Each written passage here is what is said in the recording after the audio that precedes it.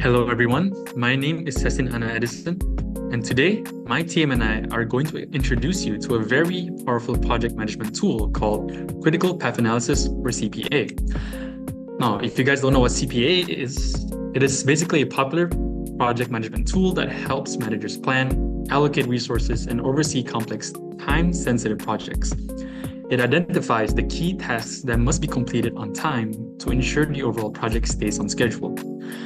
Now, if you've ever worked on a project with multiple tasks and deadlines, you know how easy it is to fall behind schedule. Well, CPA is basically designed to prevent that from happening. Next, we will take a look at the five important key points. First of all, listing all tasks, dependencies, tasks done concurrently, order of commencement, and last but not least, duration of tasks. Now, my team is going to explain this on the next slide. So we move on to completion and analysis of a critical path diagram. So what is critical path diagram? It is a visual representation of a project schedule that displays the sequence of tasks, their duration, and dependencies between tasks. It helps the project manager to determine the timeline of a project so that he can minimize the amount of time needed to complete a project. By focusing on this critical path diagram, project managers can ensure that each task stays on track so the overall project is completed on time. So, as you can see, there's a diagram which is the white one. It is a critical path diagram. It has a circle that we call as node, and it has arrows. So what is node? Node is the node number is shown on the left hand side of the semicircle.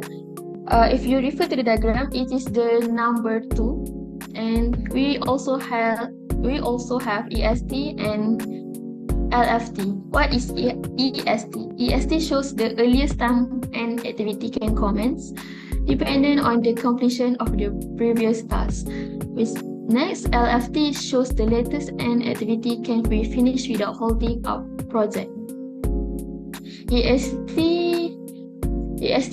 is located at the top half of the semicircle on the right side of the node, which is number 5, and the LFT is at the bottom half of the semicircle on the right of the node, which is number 6. And we also has an arrow that represents the activity itself, and nodes and activity are constructed in the diagram from the left to the right. Moving on, I'll explain the key steps in constructing a critical path analysis (CPA) and how to determine the earliest start time (EST) for each activity. Now, how to create a production schedule? The first step is to set up a production schedule. This schedule lists all the activities involved in the project, their durations, and the correct sequencing order. The objective is to map this into a network diagram, which visually represents how the tasks are connected and the flow of the project from start to finish. Now, the next one, we need to calculate the earliest start time (EST).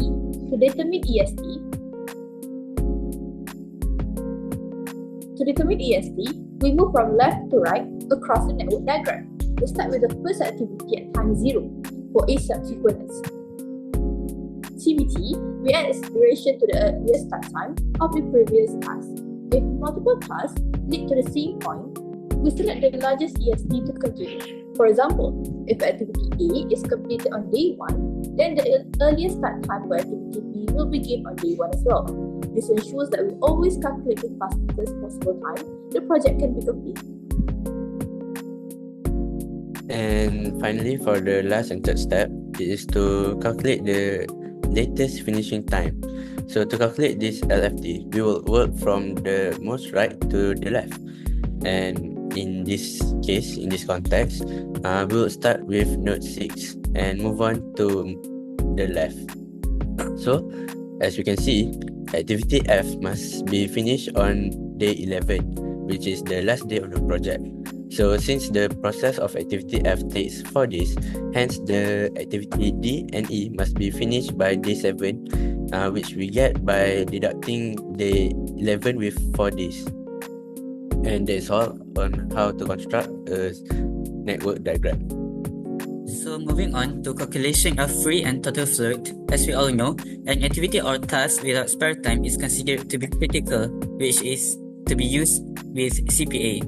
And any activity not on the critical path will have some spare time, that is referred to as float. And there are two types of float times, the free float and the total float.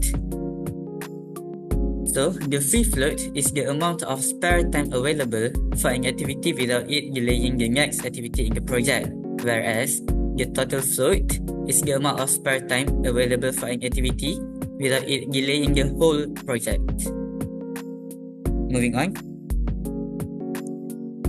So, the free float and the total float for activities on the critical path is always 0.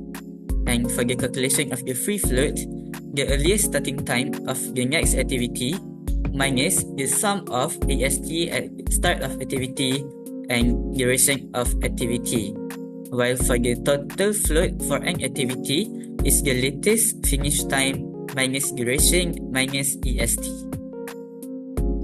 Moving on to dummy activity. Dummy activities are not actual tasks, but used to ensure logical dependencies are accurately represented in a network diagram. Specifically, in the activity on arrow diagrams, which my teammates have presented before this, and hence there are no time or other resources needed for dummy activities. Moving on. So next, we have the advantages of CPA. So first, CPA provides managers and decision makers with a clear visual representation of complex project. By mapping out the entire workflow, including each task and its dependencies, CPA makes it easier to interpret and understand. This helps teams to stay aligned, ensuring that everyone is aware of the sequence of activities and the critical tasks that need to be prioritized. Secondly, CPA also reduces the time lost between tasks. In large projects, for example, inefficiencies often arise due to delays between different stages. By using CPA, managers can clearly identify the shortest and most efficient path to project completion. Then finally, we have CPA that plays a significant role in improving a firm's cash flow position. Delays in project execution can lead to increased costs, missed deadlines, and lost revenue opportunities. By identifying potential bottlenecks early and optimizing workflows, businesses can operate more efficiently. This results in better cash flow management as projects are completed on time and resources are used efficiently. So moving on. Okay, so for these advantages of CPA, for the first one, CPA can become overly complex and difficult to manage, especially for large-scale or multi-phase projects. The number of tasks and dependencies can make the analysis overwhelming.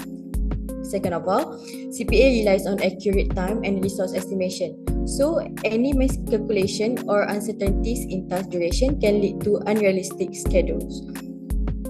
Lastly, CPA prioritizes task scheduling based on time but does not consider the availability of key resources like labor or equipment.